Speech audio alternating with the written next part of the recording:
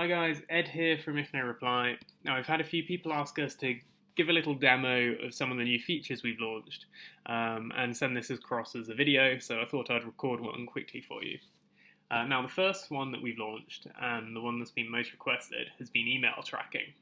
And it's as simple as taking this box down here that says track opened. You compose your email as normal, send it as normal, and if you want tracking on, make sure this button's selected. And it should be on by default, but you can turn it off by clicking it if you want to. And then in order to see if an email's been opened, we're just going to head to the If No Reply dashboard. So it's just ifnoreply.com/contacts, and here you can see all of the emails you've sent, just like normal. The difference being, if you now click into a contact, you'll be able to see whether or not they've opened the emails that have been sent. So here in the sequence step section, we can see that this email has been opened one time. And that's kind of all there is to email tracking, really. It's quite simple. Lots of you are probably familiar with it from using other applications. It's why it was one of our most requested features. And the next thing I wanted to show you was scheduling. So if we're just composing another email as normal, you'll find usually the first step of the sequence is set to send immediately, like so. What we can now do is select to send it always and specify a time. So if you want it to send later today, then make sure it's after 0 days and select a time that you want to send it. So we could change this to AM, 10 AM, or we could put... Anyway, you get the idea. You can change the time that you send the first email. And similarly with follow-up emails, this email is going to send on day 2 if there's no reply, and we can now specify a time to send it at. So for example, if for some reason we wanted to send it at 5 PM, then it's as easy as that. And then we just send our sequence as usual. And that's scheduling at a specific time of day, but we can also schedule so as to exclude weekends, because often you won't want to bother business people if it's their weekend and they're not going to be at work, they're not going to be opening your emails. And if that's the case, then just tick this button here. And now this email will never send on a weekend, nor will this first one. It will send the first day after a weekend. So it'll send on Monday. If you schedule it for 5 AM on a Sunday, then it will wait until Monday to actually send it.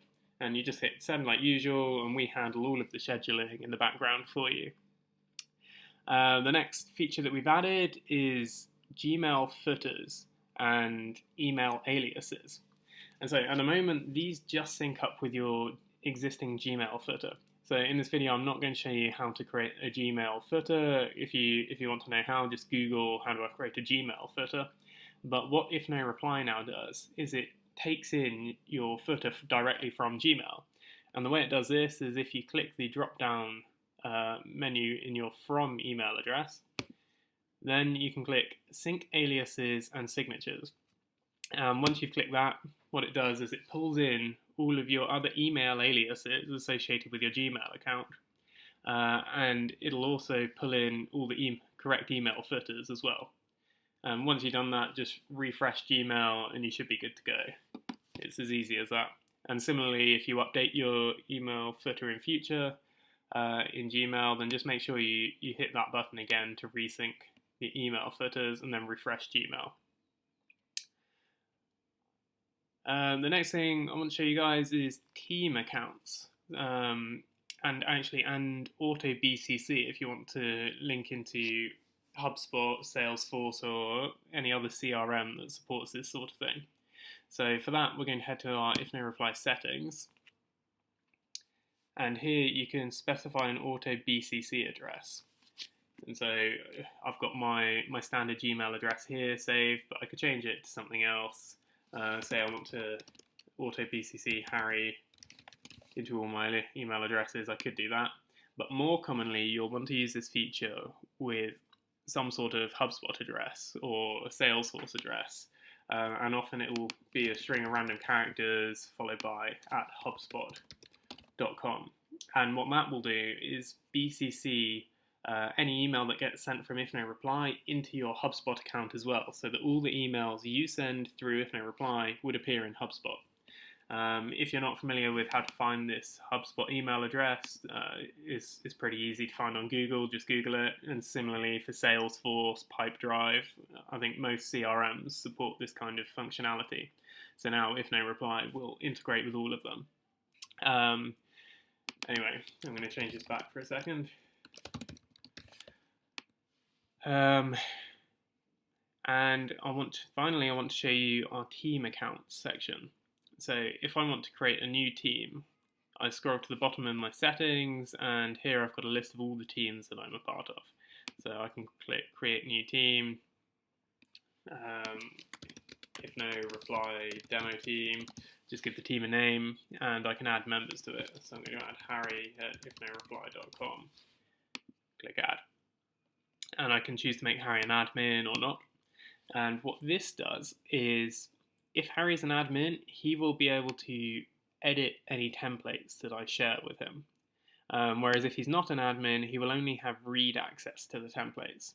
So this is useful if you're part of a team, say you're a team of 5 recruiters, and you want to share a template that all your recruitment team will use.